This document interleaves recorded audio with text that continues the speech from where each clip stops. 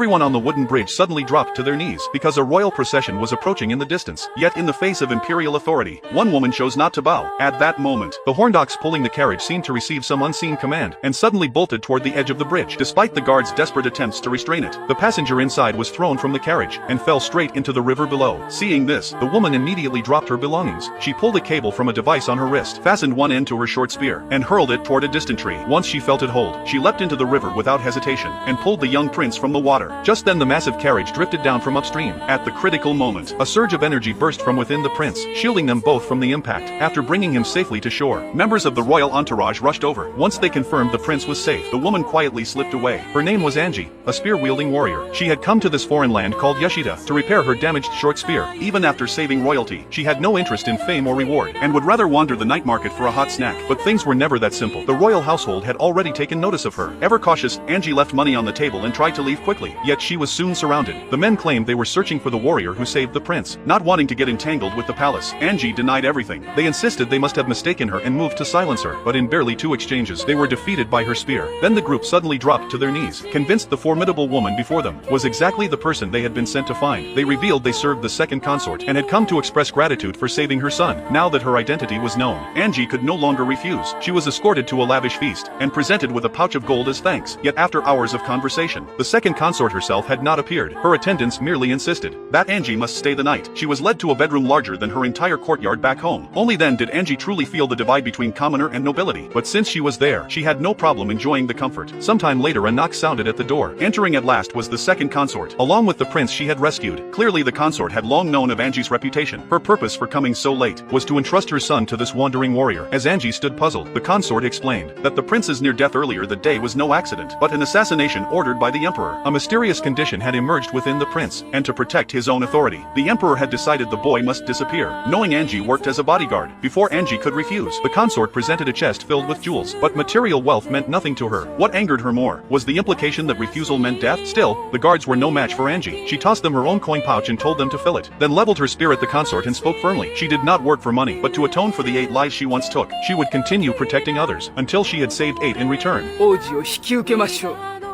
Only then did the consort realize her son could not be entrusted to a more honorable warrior. And just like that, the fate of a royal heir rested in the hands of a common-born woman.